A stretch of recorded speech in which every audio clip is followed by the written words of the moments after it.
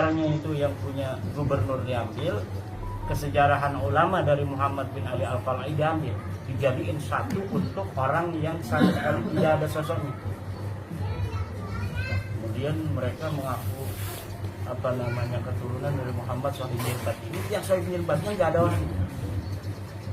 Sahib Mirbat nanti bin Ali bin Alwi bin Muhammad bin Alwi bin Ubaid. Semuanya nggak ada orang yang sama sekali. Nanti di tahun 732 seorang sejarawan namanya Bahauddin Al-Jibbar kesuluk. Yen besok kumarian yang wonten gerhana yang sasi srengenge kembali. Nama Ba'alwi ini dapat nyuri dari situ. Nah, nanti abad 9 dia katakan bahwa keluarga kami itu namanya keluarga Ba'alwi. Padahal Ba'alwi ini adalah orang lain. Namanya keluarga Abul Jadid ini seorang muhaddits. Nanti di abad 9 mereka katakan saya keturunan dari Abu Alwi ini. Yang ditulis itu hanya namanya Jadid bin Abdullah. Nanti si Ba'alawi sekarang ini, Ba'alawi palsu, mengaku bahwa Jadid ini punya adik namanya Alwi. Jadi dia nyangkol dari situ dulu pertama tuh, main somot lah. Jadi sejarahnya itu hanya dapat mengut-mengut dari kesejarahan masa lalu yang ditulis oleh para ulama. Bagaimana saya bisa yakin bahwa itu dapat merampok semua? Kan hari ini mereka membuat kitab nasab namanya Samsul Dhahirah. Ketika dia mengaku bahwa Ali Qoli Qasam itu yang disebut dalam kitab suluk itu. Nah, dalam kitab suluk itu diakui orang yang setiap salat at-tahiyatul mubarakatuh salawatu itu ketika assalamu alayka ayuhan nabi katanya dia mengulang-ulang yukarriru assalamu ilan nabi ada apa hatta yaruddan nabi sallallahu alaihi wasallam sampai Nabi Muhammad menjawab katanya itu leluhur kami namanya Ali Qoli Qasam karena di situ disebutnya Ali. Nah, tetapi dia lupa kalau asuluk itu menyebutkan dia punya anak siapa, punya anak paman siapa di situnya. Nah, pas sekarangnya ini dalam kitab mereka itu beda dengan pengakuan apa yang ditulis oleh sejarawan itu. Misalnya dia punya anak namanya punya anak paman namanya Anu. Di sananya dalam kitab Samsul Dhahirah sekarang ini nggak ada. Jadi mereka itu tidak cermat dalam mencuri. Harusnya kalau mencuri itu yang hati-hati dong dibaca yang benar gitu. Supaya nanti ketika diverifikasi semuanya benar. Kayak pakai muqaddam Muhammad bin Ali, di situ disebutin wa min baiti Abi Alwi Muhammad bin Ali. Bahwa dari keluarga Abi Alwi-nya Bani Jadid itu ada yang namanya Muhammad bin Ali. Kata Hanif Alatas itu pakai muqaddam. Cuma sayang dia nggak baca selanjutnya bahwa di situ Muhammad bin Ali-nya disebut punya anak namanya Hasan. Nah, sedangkan Baqi Muqaddam dalam kitab-kitab Ba'alwi sekarang udah punya anak namanya Hasan.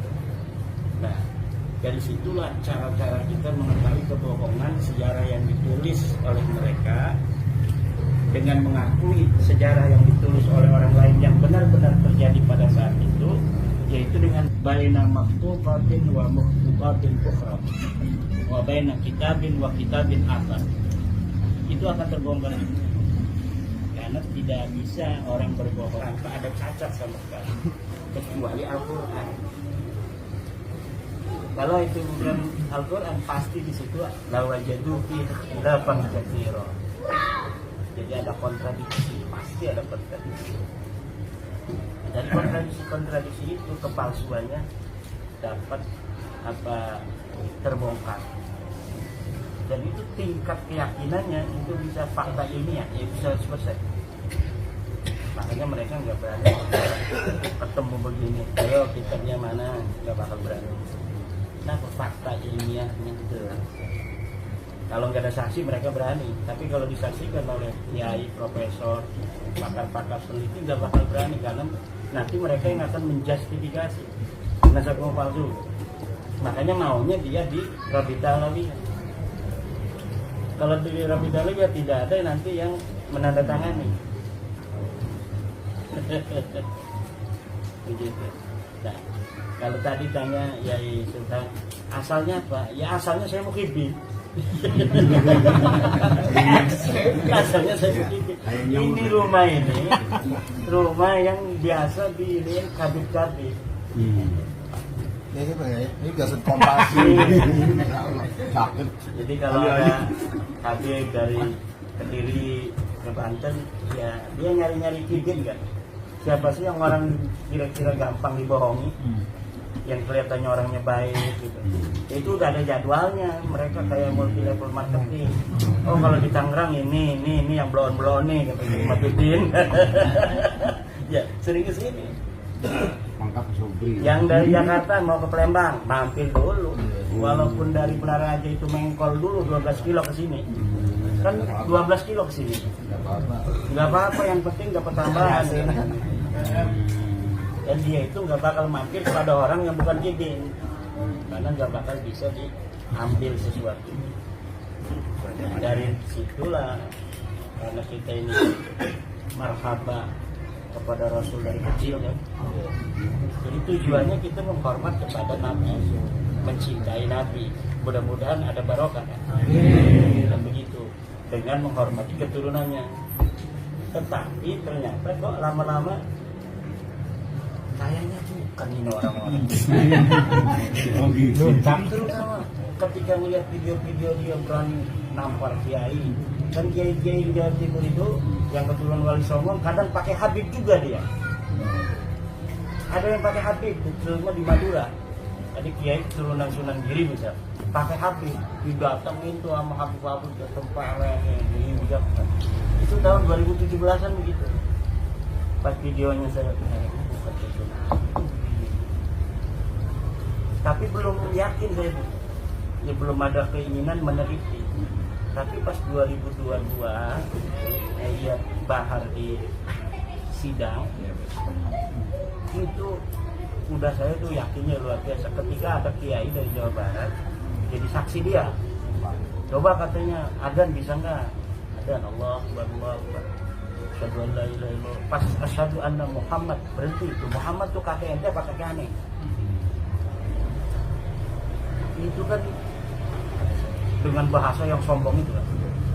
Di dalam waktu dia mendapatkan apa namanya itu hal-hal yang jelek, akhlak yang buruk karena tindak pidana mukulin orang, disidang dia oleh hakim yang sah yang diangkat negara, kemudian membawa nama Rasul untuk menyelamatkan diri dia dari kejahatan itu dengan menghina kiai itu. Dan dari Jawa Barat, kiai ini itu turunan Sunan Gunung Jati, sah sebagai seorang turunan Nabi kan. Lah dia yang ngomong begitu, cuma kiainya belum iya aja. Karena kiainya nggak tahu kan, kiai itu kan biasa begitu, walaupun punya nasab nggak membanggakan. Ya, karena ente yang ngaku ya udah itu cucu apa, ente cucunya bukan anak kan. Itu saya mulai lah. Bismillah. Yang pertama pun yang saya cari itu nasabnya Bahar. Kedua nasabnya Rizik. Udah dua aja, saya nggak mikir-mikir Balawi lain dulu dalam otak. Saya teliti dari bawah. Bahar bin Ali apa siapa? Pas sudah, aduh lama kalau cara begini. Mencari dalil dari bawah ke atas itu lama. Saya cari dalilnya rubah dari atas ke bawah. Cari dalil Nabi Muhammad punya anak namanya Siti Fatimah. Cari hadis ada. Laukanat Fatimah tuh bintu Rasulullah SAW. Lah kata, ya itu kan dalil kan. Dalilnya wahyu berdasarkan hadis Rasulullah Muhammad SAW. Kemudian Sayyidatuna Fatimah punya anak Husain. Ada nggak dalil? Oh banyak. Ada hadis-hadis. Kemudian terus sampai Ahmad bin Isa Soheh. Kitab-kitab nasab sudah saya kumpul. Pas giliran dari Ahmad bin Isa punya anak Ubed nggak ada, mentok. Saya kuyang juga. Ini baru 11 nama udah mentok begini. Saya cari-cari kitab-kitab yang lain, mudah-mudahan ada. Ya kalau nyambung ya enggak apa-apa, nanti kita akan nasihati dari cara lain kan begitu. Tapi ternyata baru 11 udah ketahuan bahwa ini nasab palsu. dari kitab Siri Silsilatul Alawiyah, Tahdhibul Ansab, Muntaqilatul Talibiyah, Al-Majdi dengan sejarah mubarakah. Sudah nyata ini nasab-nasab. Mulai saya tulis kesimpulan itu. Saya taruh di webnya pondok. Dibaca oleh Dr. Syafiq Hasim PPS. Ketemu di Bali. Ya saya anggap ya nanti itu tulisan. Ya kalau berani silakan aja. Ya kan pertama Dr. Syafiq Hasim 6 Mei atau apa itu 6 November karena waktu nulisnya Oktober tanggal 13 saya masih ingat. Ini oleh Dr. Syafiq Hasim. Belum ada yang merespon dari masyarakat. Kalau Robita langsung merespon, dia bikin tanggapan 1 lembar, kitabnya Al-Musajjar Al-Qasam. Dia bilang ini abad ke-5, padahal itu abad ke-10. Bohong dia. Dia bikin jilid abad ke-5. Itu Robita lagi. Jilid di abad ke-5, Amiruddin An-Najafi. Saya cari itu dari kitab-kitab Tarajim, ternyata dia abad ke-10. Yang kedua Abnaul Imam, yang katanya karya Abdul Muammar Yahya, Toba 473. Saya cari Abdul Muammar ini memang keturunan Nabi dan dia nasabah, tapi dia nggak punya kitab namanya Abnaul Imam. Saya periksa kitab Abnaul Imam itu, ternyata baru dicetak tahun-tahun ini dan tidak ada manuskripnya, jadi sengaja ditulis aja. Nah itu apa dari Rabi Talawi, dan suratnya itu saya masih pegang. Surat jawaban itu hanya 2 hari dari ketika Dr. Syafiq Hasim mengangkat itu di YouTube. Kemudian ketika Gus Fuad Pleret itu dipersekusi, baru di situ naik tuh. Jadi harus ada korban dulu. Korbannya Gus Fuad dipersekusi. Gus Fuad dipersekusi baru viral. Karena Gus Fuadnya kemudian nyari-nyari tulisan saya itu diviralkan. Dia kan punya teman-teman YouTube-nya ada 4 orang. Dan 4 YouTube ini kemudian yang ngangkat. Yang lainnya sekarang udah 500 YouTube orang yang nggak dikenal. Jadi masing-masing itu mereka hanya karena keinginan berjuang aja. Tidak ada yang itu saling kenal mengenal. Hanya beberapa yang kita kenal. Jadi luar biasa gerakan rakyat yang dimulai oleh kesadaran kolektif. Jadi nggak ada kaitan tuduhan-tuduhan ini juga orang. Orang-orang itu berkumpul dari jenderal setelah mereka setuju secara pribadi. Ini saya setuju dengan ini ilmiah. Saya baca referensinya, cari ada. Akhirnya mereka sama. Jadi bukan mereka itu memanfaatkan kita yang memanfaatkan mereka karena kesadaran mereka. Karena mereka mau berjuang bersama kita. Kemarin ada DPR RI juga mantan Kipin Habib Lutfi. Aduh Kiai, saya ini jangankan Habib yang benar, yang stres saja udah pernah ke rumah saya. Bahkan yang mahal itu yang stres 100 juta bayar. Jadi yang stres ini anak buahnya dulu datang. Ini rumah bapak, DPR akan mendapat barokah. Bermimpi bahwa harus ke rumahnya bapak DPR. Padahal bohong. Jadi tapi katanya syaratnya harus nyiapin uang 100 juta. Ya, di DPR yang ngomong ke saya. DPR pakai arloji nih yang mahal itu, kelihatan buat Habib boleh. Ya Rolex yang asli itu kan bukan kaleng-kaleng. Kalau Rolex kita itu kan Rolex yang 300. Mobil Alphard ambil barokah kan. Ada bupati itu di Lampung, IS pertamanya yang itu. IS enggak kayak Alphard kan, tapi kalau sudah dimodif itu modifnya aja 600 juta. Ngejemput dia mau ceramah di Lampung. Pas ngejemput ngomong, ini mobil bagus, boleh buat Abi. Wah, ambil. Beberapa bulan lagi diundang lagi di sana. Dia pengen dapat barokah lagi bupati ini. Jemput lagi ke bandara. Pakainya udah beda kan, orang itunya udah diambil. Alfa. Diminta lagi ya. Diminta lagi. Nah ini pas diminta lagi dia kasihin, tapi dianya dia marah-marahin sama istri. Habis mereka. Akhirnya curhat kepada ketua PWI Lampung. Sadar sekarang. Ya sadarnya setelah miliaran itu. Nah, kalau model kita kan setelah ratusan ribu aja. Karena nggak punya duit. Saya sering pasista atau ini minta 12 juta mau pergi ke Maroko. 12 juta loh. Anak saya baru berangkat 8 juta.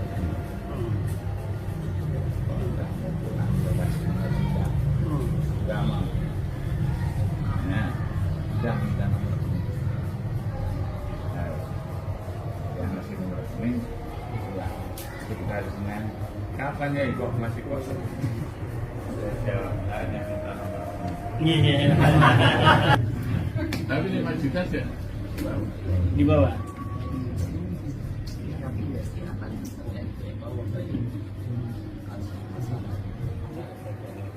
Kita udah nyiapin dari kubu sana kan katakan kita yang takut. Kita udah siapkan, udah dijadwalkan tanggal 1 Mei waktu 6 Mei atau 1 Mei. Surya katanya mau bakso masail khusus Kiai dengan Surya. Siap Kiai, siap. Saya kan, Surya. 2 hari sebelumnya diminta dulu sama Kiai Mahbub ketua LBR. Coba Kiai ininya materi Kiai kirimin ke saya. Kirimin sama saya. Pas dibahas tuh sama Surya, nggak bakal kejawab kayak gitu jadi nggak bisa, nggak berani, akhirnya nggak jadi. Ada Surya yang masih beberapa orang yang kibin itu, tapi 99% dari seluruh pengurus itu setuju penelitian saya. Cuma penakut aja, nggak mau menanggung resiko, atau memang kebijaksanaan ya, karena takut dibawa ini. Kalau PBNU dulu kan yang ngomong, nanti dibawa belum bisa kacau. Cuma ya kita hormati aja, masing-masing punya pemikiran, dan kita kan mempunyai sebuah keyakinan kulo yajri bi ajali musamma itu, bahwa semua juga itu proses-proses itu kan sudah ditentukan juga sama Allah. Nah itu kan yang terbaik mungkin untuk saat ini. Makanya saya itu nggak pernah ngomong jelek tentang Rais Am kita, walaupun Rais Am itu belum setuju lah dengan penelitian saya, cara-caranya. Kalau isinya mungkin setuju, tapi caranya gitu, saya terus ngomong-ngomong masalah ini di depan publik itu nggak setuju. Saya tidak pernah ngomong jelek tentang beliau, karena mungkin ini adalah cara Allah agar masalah Nasabalawi ini mulus dengan seorang Rais Am seperti beliau, dengan ketum seperti Gus Yahya ini. Dengan muter-muter kalau ngomong kan nggak bisa dipahami orang tuh, saking takutnya itu mungkin yang terbaik. Kalau kayak Kiai Said orang pemberani begitu, kalau setuju dia bela, kalau nggak setuju bisa jadi kita langsung dihabisi karena pemberani. Orang Cirebon ngomong langsung kan, bisa jadi nggak kayak begini kesadaran orang. Belum apa-apa dia baca, udah nggak setuju dulu, ngomong nanti. Ini mungkin yang terbaik. Kita punya Rais Am Kiai Miftah, kita punya ketumnya Gus Yahya. Ini mungkin yang terbaik untuk berbangsa ini. Rais Amnya begitu, tapi belum pernah ngomong bahwa penelitian saya salah kan. Cuma cara-cara saya ini. Kemudian Gus Yahya, kalau ditanya muter-muter kemana, kadang ngebela kita kelihatan, kadang ngebela sana kelihatan. Nah itu mungkin yang terbaik untuk masyarakat NU, warga NU khususnya, agar terbebas dari belenggu Pahlawi ini. Itu saya punya keyakinan itu. Teman-teman kita kayak Ki Syarif Tegal, kalau ngomong ya Allah kata saya, yang kena kan nanti kita. Kita sebagai warga NU enggak inilah, masa kita ributnya dengan saudara. Mau kita pengen niatnya memerdekakan warga NU, kemudian malah kita sibuk dengan NU sesama NU sendiri. Yang menurut saya apa Ya. kesempatan ini tesis jenengan kan berdampak positif. Ya. Nazar mereka itu terbongkar ternyata terputus, dan akhlak yang sama sekali jauh dari akhlak Rasul juga makin terbongkar, dan politiknya juga akan ke khilafah. Langkah-langkah mereka pemalsuan sejarah nasional, sejarah NU, pemalsuan makam, ini jelas ada misi tertentu yang mesti itu ke depan. Kalau tidak nek boten wonten tesis jenengan, ini kula khawatir niku sekian puluh tahun ke depan Indonesia mungkin bubar. Wonten. Wong nek ngaten mawon iku kan berani mengajak perang. Iki ngatasi jumlah ya, berani perang dengan Nusantara. Jangan se-Nusantara, orang Tegal aja beres itu. Pertanyaan kula sing kula masih ganjal. Kula niki nggih alhamdulillah mungkin masuk. Nggih niku arane berarti pengurus PWI lah. Tingkat kecamatan. Masyaallah. Di mana-mana Tegal itu mulai terbuka pelantikan PWI. Bahkan sewu harlah PWI tahun depan satu dari undang-undang daerah Tegal Timur ketemu bencana. Makanya saya rawuh gitu. Lanjutnya nengakan warga Nahdien sing terbuka. Nahdien masih banyak yang belum terbuka ya. Master barisan panjenengan. Nah, yang saya ganjal ngatanya itu pemerintah sing ngatasé uripe mangane sing negara terancam oleh mereka. Kok diam-diam saja ini asli ini itu langkah jenengan bela kamu boten. Nah Dudung Abdul Rahman jenderal itu nggih. Itu ada sama pribadi dulu. Negara itu kan punya standar ininya, standar operasionalnya, SOP. Jadi kalau dalam takaran mereka itu belum terlalu berbahaya, betul, ya mereka persilahkan kepada masyarakat aja. Jadi ini menurut negara ini belum sampai derajat berbahaya. Dan tadi kalau kata Haji ngomong pemerintah kalau nggak ada tesis saya 20 tahun lagi hancur, 50 tahun belum tentu juga. Kalau nggak ada tesis saya kita aman-aman aja kan, nggak merasa apa-apa kan, seneng aja jadi budak kan, baru Didupak di meja kan seneng aja kan kita. Bahkan adanya tesis saya itu yang bikin itu ada yang sampai nangis ke saya. Tapi nanti kemudian kan politik mereka itu kan sukses, kita sudah punya imam besar. Tapi kitanya seneng aja kalau nggak ngerti, nggak paham. Berarti selama ini nggak dulu pernah saya ikut namanya Densus 26 Demas Samar. Dulu pernah Demas Samar mengatakan Densus 26 termasuk di antara narasumber itu kayak As'ad Said Ali. Ya. As'ad Said Ali yang menjadi intelijen. Di antara yang disampaikan oleh As'ad Said Ali dari BIN itu mengatakan 2030 itu yang pertama dihancurkan adalah NU. Nah, itu dari BIN. Setelah NU 2030, 2045 itu adalah Indonesia. Nah, Apa kira-kira mungkin dari apa yang terjadi sekarang mereka sudah menguasai berbagai lini, itu masuk bagian daripada mereka, strategi mereka. Kalau kita lihat itu kayaknya para Habib itu hanya seperti pemain sandiwara. Ada figuran, ada peran keras, peran lemah lembut, ya, peran dawir dan lain sebagainya. Itu kalau dari kemarin waktu itu Densus 26 Ikas kembali menyampaikan seperti itu. Ya biasa gitu kan intelijen, tahu lah, tidak ada data. Kalau kita makan cara pandangnya dari bawah ke atas, kalau beliau kan udah dari atas ke bawah. Jadi kita juga pernah ketemu dengan Presiden setelah bab nasab itu.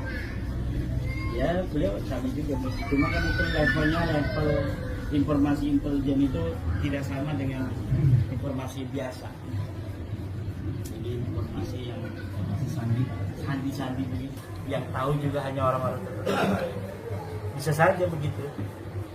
Tapi yang jelas usaha-usaha mereka itu dari merubah sejarah, bikin makam palsu, itu adalah untuk menguasai masa depan. Kayak kucing, macan itu untuk membuat tanda-tanda itu dengan kencing kan. Ini kekuasaan kita. Jadi bikin artefak dulu dia. Untuk orang mengetahui bahwa ini kekuasaan saya, itu buktinya ada kencing saya di sini. Nah, bikin makam itu begitu juga. Kita ini di Tegal lebih dulu. Buktinya makam-makam keramat semuanya bin Yahya, bin Syihab, bin Asegaf. Kalau Kiai Subhan itu nggak ada makamnya keramat dia leluhurnya di sini. Agak begitu nantinya. Nah sekarang dengan adanya nama kota dijadikan sebagai haul, itu sudah secara ilmu clandestin, itu cara untuk mengakuisisi dan menyihir masyarakat di tempat itu. Habib Banu haul Tegal, berarti ini pemimpinnya orang Tegal itu ulamanya ini. Untung sekarang ini kita udah pada sadar. Jadi mereka, kalau orangnya sadar kan ini haul Solo, misalnya masih mereka nggak malu kan, masih aja tuh haul Solo. Tapi masyarakatnya udah sadar, itu lama-lama juga ditinggalin. Sejarahnya di sejarah mereka keramat-keramat anu palsu semua. Hafal hadis sekian juta palsu. Saya berani memasukkan itu Malang katanya hafal hadis sekian juta palsu. Saya teliti sanadnya dari mana hadisnya. Hadis itu yang taju ila sanad. Mak mondoknya di mana nggak ada. Dia ketemu musnidud dunia yang sama siapa nggak ada. Malah yang nggak ngaku-ngaku musnid yang udah pernah ketemu musnid. Saya ketemu dengan kiai yang nggak kelihatan kiai, ternyata dia dapat sanad seluruh kitab hadis dari Syekh Yasin Pasha. Sementara orang yang tidak pernah ketemu dengan musnidud dunia, baik Al-Ghumari kalau dia agak tua dulu masanya, maupun Syekh Yasin Pasha, maupun yang kemarin baru meninggal di Mesir, Syekh Muhammad bin Ibrahim bin Abdul Ba'is Al-Fatani baru meninggal, itu musnidud dunia. Yang di Mekah.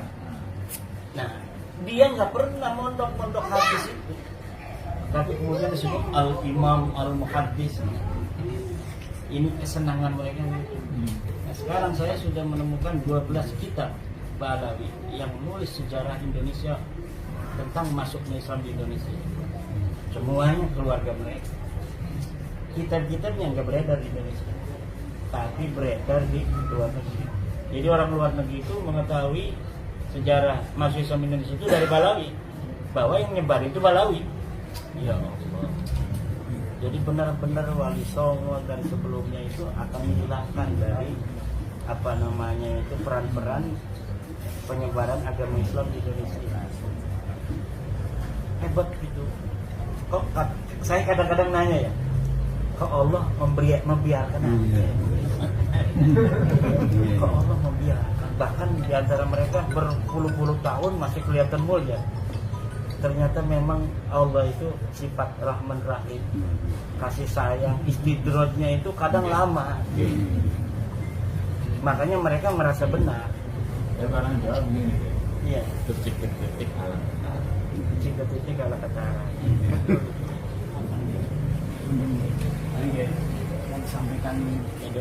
Yang disampaikan jenengan banyak yang muafak termasuk penulis Nahdlatul Ulama. Iya. Tapi yang sekarang kenyataan dengan kami ketemu dengan jenengan, jadi sedikit paham karena saya ini masih di antara dua jalan. Kalau ketemu Kiai Subhan pasti mengatakan saya mau kipin ini. Dari wajahnya kelihatan ya. Wajahnya udah oke. Tapi kalau ketemu dengan para habaib, Imadiyah teka. Nah, manjilah benar manjilah kan. Dia maju. Setelah ketemu dengan Pak Kiai Imad, jadi kita melihat yang jam 2 ini dikit tapi masya Allah. Ya, cuman yang kami sesalkan, apakah ini tidak akan menjadikan progres silaturahmi khususnya nanti ini dengan ngapunten dengan munculnya seperti yang aku bilang bentuk seperti Kiai Syarif tanpa sepengetahuan jenengan. Nah, itu yang bahasa kasar seperti dobol dan sebagainya kan sama dengan mereka kalau begitu. Iya. Nah, ini mungkin ini yang menjadi mohon kepada Pak Kiai biar tidak muncul 1000 Syarif lagi. Cukuplah Syarif Tegal saja. Karena itu akan bikin panas daripada Nahdien. Ya, itu udah 2 kali dia salah langkah. Satu di Demak. Berani datang ke PCNU Demak. Mempertanyakan kan, kenapa Banser apa-apa itu tidak boleh datang atau tidak boleh masuk PWI kan? Apa masuknya? Waduh, kata saya, tidak boleh begitu kita kepada Banser, kepada NU. Saya ini Banser nggak lulus, ikut di Klatsat tapi nggak lulus, nggak kuat ya. Oh, pusat buah. Nah, maka ketika Kiai Saripudin begitu, saya, kenapa ya itu? Ya kita tugasnya adalah kan untuk membela NU. Dia tidak sesuai dengan bahasa. Wah, kata saya kan perspektif itu namanya. Tidak boleh begitu. Kemarin lagi kita langsung bikin klarifikasi kan, bahwa Kiai Saripudin yang dikatakan tentang Islam itu tidak mewakili PWI. Karena dia tidak dapat surat mandat dari PWI untuk datang. Memang dia pengurus pusat. Bahkan dulu dia pendiri, tapi pendiri pertama udah bubar. Sekarang mah ininya baru, apa namanya, akte notaris baru sekarang, akte notaris baru karena pendiri pertama itu Tengku Khori, Isale udah keluar semua, Saripudin Nusantara. Nah, itu yang mau ditanyakan itu juga. Iya. Kenapa Sangkori begitu, Kiai? Ya nggak tahu juga lah, orang macam-macam itu. Tapi kalau saya tebak-tebak ya, saya nggak tahu juga artinya dia. Itu gara-gara tes DNA. Tes DNA-nya melenceng kan ya. Sedangkan kalau saya itu kan setuju tes DNA, bahwa kalau yang ngaku turunan garis laki kepada Rasulullah harus dia satu. Dia ngaku turunan Rasulullah kan garis laki, tapi L itu Bangladesh. Rohingya. Burma. Memang iya ya. Mungkin gara-gara itu, mungkin ya, tapi nggak bisa nebak. Yang jelas kalau saya orang yang pernah ngobrol begini, ngopi, nggak mau saya jelekkan, walaupun dia menjelekkan kita. Termasuk Kiai Qurtubi itu yang ngomong alif kadal, lah nggak mau saya seperti dia. Kenapa? Pernah ngobrol begini, pernah datang ke rumah saya gitu. Jadi walaupun kita berbeda, tapi kalau kita pernah dulu, mungkin kan ada manfaat yang kita ambil dari dia. Mungkin kopinya, mungkin airnya. Nah, Allah itu paling benci orang yang tidak tahu terima kasih. Orang yang pernah memberi manfaat pada kita, kemudian kita caci maki. Nah itu kalau saya nggak bisa. Makanya ya biarin aja orang mau bersikap kepada kita, tergantung daripada cara dia memaknai kehidupan, memaknai pertemanan. Orang dia pernah bareng dengan kita kan, naik mobil ya, tentunya ada aja mungkin dia memberi manfaat pada saya memberi manfaat pada dia. Yang jelas kalau saya tidak mau mengungkit-ungkit dari kebaikan yang pernah saya berikan, ya, walaupun dia ngejelek-jelekin itu Kiai Imat kalau ngajak saya paling ngasih sepatunya bisa buat beli terasi doang katanya. Juga sama. Ada orang tanya, apa sih manfaatnya? Kalau manfaat saya kurang tahu, maslahatnya. Iya. Apa manfaatnya guys? Tidak ada teori gitu. Bukan Kiai Anik Muhammad ketemu saya. Ngobrol saya Gus Solil dengan Kiai Anik. Kiai, semenjak tesis Kiai itu gak ada yang main-main ke rumah saya, Habib Kiai Anik. Tapi untuk ngomong gak berani itu Kiai sepuh itu. Tapi kalau mengenai manfaatnya, maslahatnya itu kayak kata Yai Sufan, ya memang Kiai itu yang paling pertama. Sini masih ada satu Kiai itu yang sering didatangin Habib itu yang tidak memberikan pendapat dia. Jadi ada satu Habib di kampung sebelah itu, kalau datang itu dia mampir ke 5 Kiai. Biasanya dia minta satu kambing itu. Nah yang lain udah pada sadar, didatengin saya mau ikut Kiai Imat gitu. Jadi nggak berani minta. Nah masih ada satu namanya Kiai Usman, dia nggak ngomong kalau saya ikut Kiai Imat. Jadi akhirnya biasanya dia satu kambing, karena 5, sekarang dia semua 5. Jadi temannya datang ke saya, Kiai kasihan itu Kiai Usman. Kenapa? Biasanya cuma 1 dimintanya, karena dia nggak terus terang, nggak enak katanya ngomongnya sama orang yang udah kenal kan, nggak enak. Jadi dia nggak ngomong kalau udah nggak percaya. Jadi dia dimintanya sekarang 5. Biasanya cuma 1, karena sekampung itu ada 5 kiai. Nah, itu pasti. Ya kenal saya orangnya, yang lapornya kenal, dia juga kenal. Ya, jadi itu yang dirasakan oleh kiai itu. Sampai ada Kalimantan.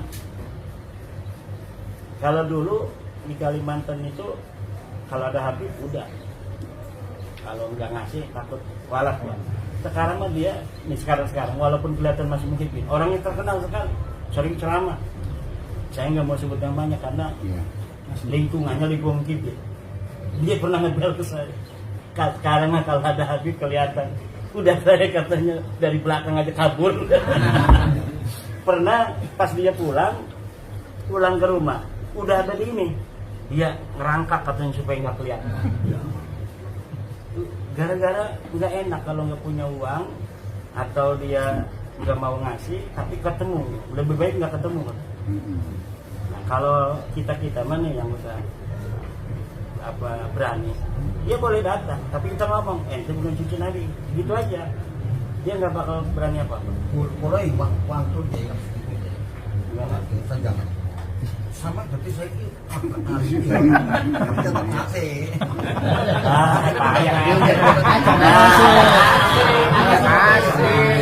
Orang menasok agar jadi senjata mereka. Ulama kita dulu Mbak Hasyim, Mbak Khalil itu nggak mempermasalahkan mengamalkan atau mana datanya gitu Mbak Hasyim itu yang Mbak Khalil ini dari manuskrip katanya memberikan ijazah kepada Mbak Khalil dan Farid agar kemudian untuk saat ini juga yang disebut masyarakat keteroris PBNU ulama saat dia saja sudah tidak mempermasalahkan bahwa Pak Alam itu teman adalah keyakinan dalam salah kalau sebelumnya, buktinya saya kan masih di dunia enggak. Iya kan ya. Sebenarnya kalau sekarang di sensus ulama-ulama itu banyakkan mana yang percaya enggak? 90% udah nggak percaya. Yang masih duduk sama Habib jadi mukibin pun artinya nggak percaya. Cuma ada keterkaitan yang dia nggak bisa ngomong begitu. Kayak Abu Thalib lah, zaman dulu itu. Abu Thalib kepada Nabi. Iya, nggak ada yang kaitan Rotibul Haddad itu Saya pribadi itu Ya tinggalin aja, udah jelas. karena gini, Kalau dulu ya itu zamannya Mbah Hasim, zaman Mbah. Khalil memberikan ijazah ke Iya. Abdul Malik. Ya artinya kan ijazah itu bisa dilakukan, bisa tidak. Zamannya itu belum ketahuan orangnya tukang bohong. Yang dibaca wiridan-wiridan yang benar, yang enggak apa-apa waktu itu. Kalau sekarang nanti sanadnya ini kita apa melayang-layang nggak ada orang. Kenapa sekarang ini kita hebat bisa mengalahkan Balawi? Udah kalah di Balawi. Karena kita tawasulnya pada Syekh Abdul Qadir Jailani. Orangnya jelas ada barokahnya pada masanya ngajar ngaji. Mereka pada pakai muqaddam yang nggak ada orangnya. Iya, kita minta bantuan ya Syekh Abdul Qadir Jailani. Langsung Syekh Abdul Qadir siap. Kadang kata dia, pakai muqaddam. Jatuh. Ya salah udah dia. Karena orang kita minta. Tapi ada kayak Habib, ya ada yang kita. Dan Subhan itu imannya sudah terpegal dengan iman. ini ada ya. Iya. Saya ini kan dari kampung ya, banyak kiai-kiai yang di desa-desa yang sudah dulu ngajari orang-orang, tapi harganya lebih rendah dibanding mereka itu sekarang. Ini karena hari ini saya pribadi mendapatkan ilmu yang lebih jelas, walaupun kemarin ya sudah jelas, tapi ini lebih jelas karena langsung dari sumber-sumber. Bagaimana dengan agar tidak terlalu lambat,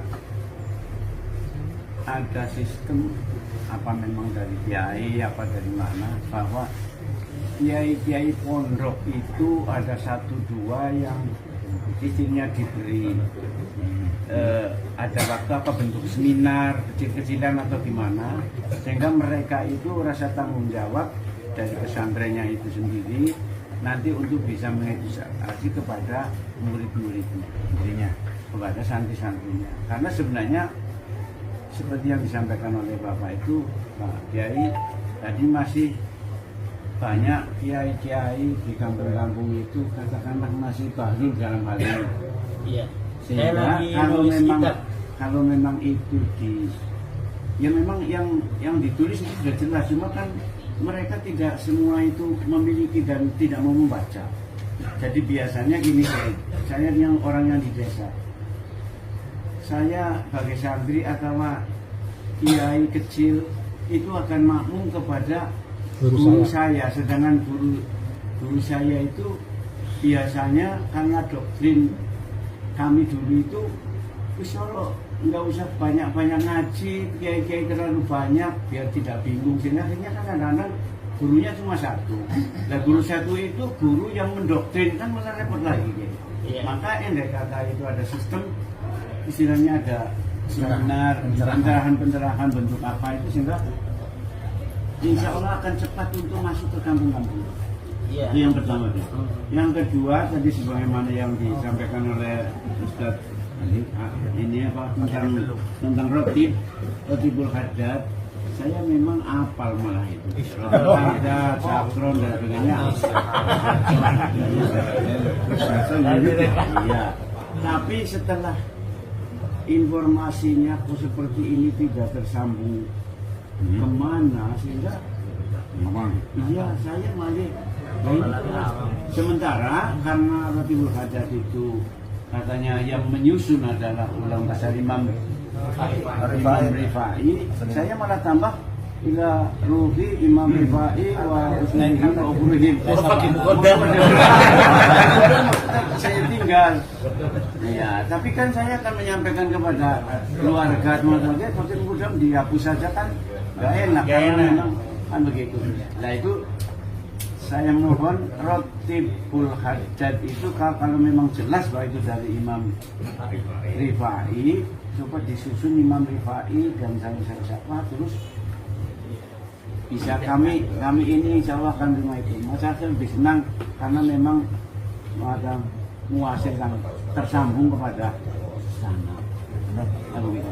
Kemudian lagi ini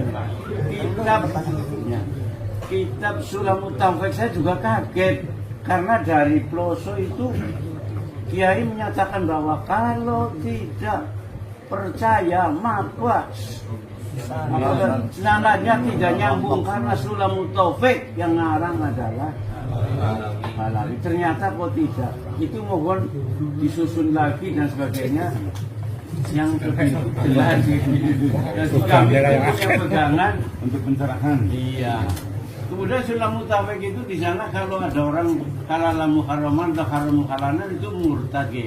Tapi ternyata yang halal diharamkan kalau ada seorang laki-laki yang bukan mereka jiwa dengan muhibbahnya mereka itu hukumnya haram, nikahnya tidak sah, amal ibadahnya itu tidak akan diterima dan harus wajib mengembalikan keperawanannya. Apa itu tidak tergolong kalau menurut Sulam Taufik ini? Apa tidak berarti halal haram muhalalan? Berarti kalau begitu rijah itu saya murtad ya. Saya kadang-kadang murtad aja dengan teman-temannya rajin juga barangkali kiai-kiai itu. Nah itu makanya itu perlu juga disusun lagi kitanya kita. Terima kasih. Mana Ini persis. Isinya sudah tertawa sama. Dan Abdullah Alawi Al-Haddad itu Alawi. Jadi orang yang sejarahnya direbut juga. Karena Al-Haddad itu ada Al-Yafi'i di Tarim itu. Ada Alawi. Perasaan dari mereka yang suka ngambil-ngambil sejarah orang itu menjadi saya ragu kalau itu Ba'alawi. Karena ada Haddad Al-Yafi'i, ada Haddad Ba'alawi. Cuma yang bagus-bagus biasanya mereka ambil. Akhirnya sejarahnya kemudian dibalikan. Karena kalau Haddad Ba'alawi itu dalam buku-buku Ba'alawi disebutkan dia sejak bayi buta. Orang yang buta sejak bayi itu apakah bisa dia ngarang kitab? Ngarang kitab kan perlu menulis. Apakah hanya mendikte gitu dia mengarang kitab? Jadi agak kurang masuk kalau misalnya itu. Cuma saya belum dapat sebuah fakta ilmiah melalui kitab. Tapi saya udah telusuri hanya bahwa yang saya dapatkan baru bahwa Al-Haddad itu ada 3. Yang satu Al-Yafi'i yang di Tarim itu dengan Al-Ba'alawi, yang satu lagi di Son'a Al-Haddad yang biasa bukan dari klan-klan yang ada di Tarim. Tapi saya melihat dari kitab Risalatul Mu'awanah itu tidak ada la yusamu minhu at-ta'ali alal ghair. Jadi tidak dicium ada kesombongan dalam kitab Risalatul Mu'awanah. Beda dengan kitabnya Abdurrahman Al-Masur, kitab yang sering dijadiin Basul Masail itu, Bugiyatul Musassili. Memang dari awal bagus, tapi di ujungnya itu meninggikan Ba'alawi di atas semua ulama. Haram menikah dengan para orang-orang syarifah itu adanya di situ. Kemudian diambil oleh Utsman bin Yahya dan difatwakan di Indonesia oleh Utsman bin Yahya. Tapi kalau di Risalatul Mu'awanah, Umdat satunya lagi An-Nasaihud Diniyah, ada lagi apa itu tidak tercium aroma kesombongan. Itu kitabnya Abdullah Al-Haddad. Nah, maka saya curiga bahwa dia bukan Ba'alawi. Dan dia memanggil Ba'alawi Ikhwanuna Ba'alawi. Ikhwanuna Ba'alawi. Nah, kalau Ikhwanuna berarti bukan daripada keluarga. Tapi saya memerlukan bukti eksternal dari keterangan ulama lain yang menyebutkan pengarang kitab Risalatul Mu'awanah ini bukan Ba'alawi. Kenapa? Karena kitab-kitab Ba'alawi asli itu semuanya ada kesombongan, semuanya menghina orang. Tapi kitabnya Al-Haddad ini tidak. saya curiga. Ada kitabnya muridnya Al-Haddad, Tasbihul Fuad. Dalamnya itu semuanya nggak beres. Dalamnya itu adalah cerita-cerita halu dan sebagainya. Kalau ini kitab-kitab yang sekarang di pondok itu ada di satu mana, semuanya bagus. Kitab-kitab Balawi walaupun depannya bagus, ujungnya itu pasti meninggikan keluarganya. Itu ciri daripada kitab-kitab Balawi. Semuanya, Al-Masra'ur Rawi, Durarul Baha'ud Dawi, kitab Al-Juz'ul Latif Abdullah Ali Idrus, kitab Sarhul Ainiyah, semuanya hanya menerangkan kehebatan keluarga yang orangnya fiktif itu. Yang orangnya fiktif, misalnya saya nih, pengen diaku sebagai turunan Hamengkubuwono. Bikin nama kita hafal 3 sampai kakek. Sananya itu kita bikin nama sampai Hamengkubuwono. Hanya nama-nama saja. Ketika diverifikasi di Jogja ternyata nggak ada, Hamengkubuwono II tidak punya anak namanya Samlawi. Oh ada dalam data saya. Saya bikin bukunya. Hamengkubuwono misalnya hidup tahun 1500 atau 1700. Saya bikin kitab karya Pangeran Segoro Ireng tahun 1700. Ini buktinya.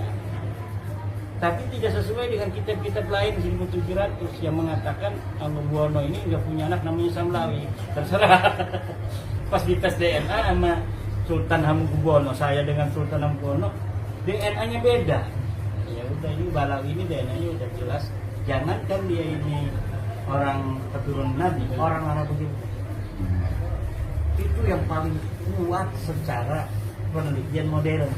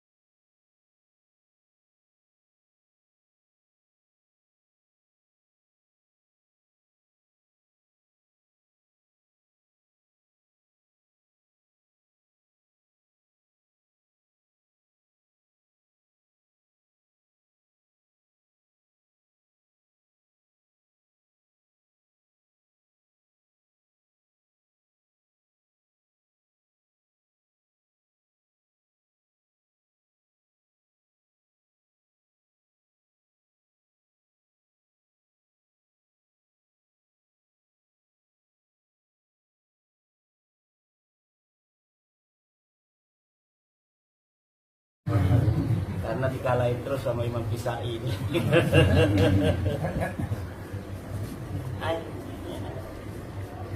Apa airnya habis? Itu waktunya apa kata saya sore apa pagi gitu.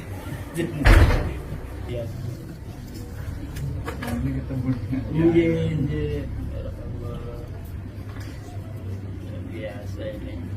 Biasa bahagia ini Bapak.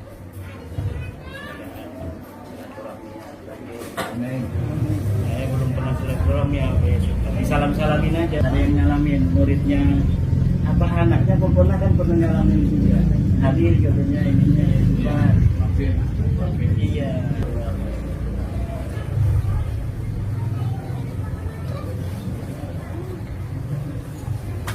Nah, saya ingin dengan awal semangat mencari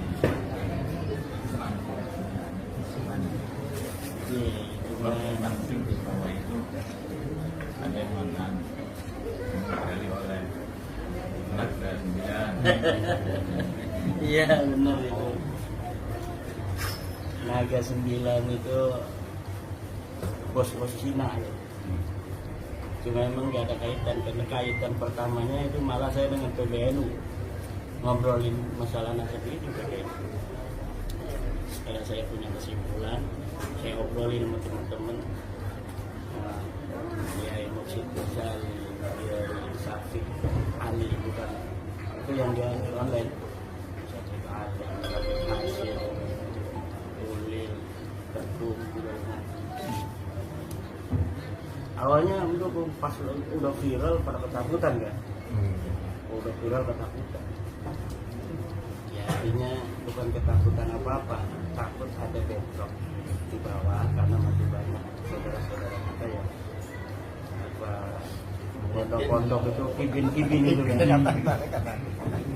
Pernah saya di ini sama Kisadik itu di Jember. Oh iya. Kisadik Jangan penyakit juga. iya. Apa enggak takut nanti ketemu Rasul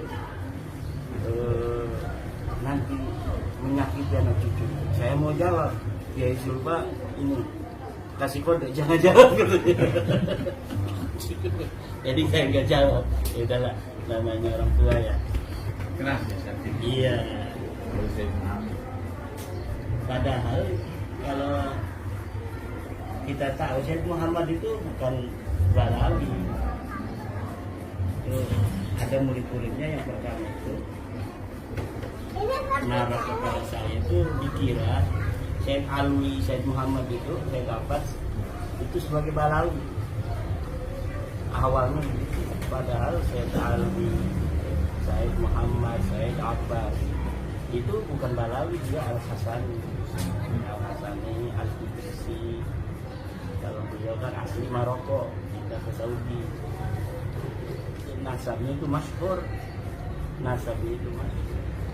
Beda dengan Balawi, yang nasabnya itu nasab yang masyhur di apa ailatihim fakot, hanya di keluarga mereka saja.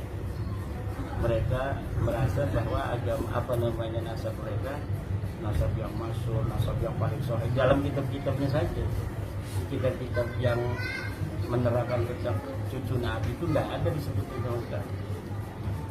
Dari mulai abad ke-4 sampai ke-9 itu kitab nasab banyak dikarang, tidak ada satupun yang menyebut Fakih Muqaddam misalnya itu cucu Nabi. Katanya dia wafat 653. Kitab yang ada di abad ke-7 itu Nabi Muhammad banyak sekali. Kitab nasab, kitab sejarah, kitab nasab, kitab ruwat, kitab al-jarh wa ta'dil. Kalau dia misalnya dikatakan muhaddis, harusnya dia dicatat dalam kitab ruwat itu, dalam mizannya kitab, dalam kitab Az-Zahabi kan. Ternyata kan tidak ada. Berarti mengatakan bahwa Fakih Muqaddam sebagai muhaddis yang dia belajar hadis kepada para muhaddis itu tidak benar. Kemudian dikatakan dia sebagai cucu Nabi pada abad ke-600 tahun 653 itu. Nah, sudah banyak kitab-kitab nasab yang dikarang pada saat itu. Yang terakhir aja Ibnu Inaba yang sudah 813 tidak mencatat nama keluarga mereka satu. Katanya ulama besar semua. Kalau ulama besar ya masyhurun fil ilmi wa masyhurun fil nasab. Lah harusnya dicatat tuh. Sama sekali tidak ada.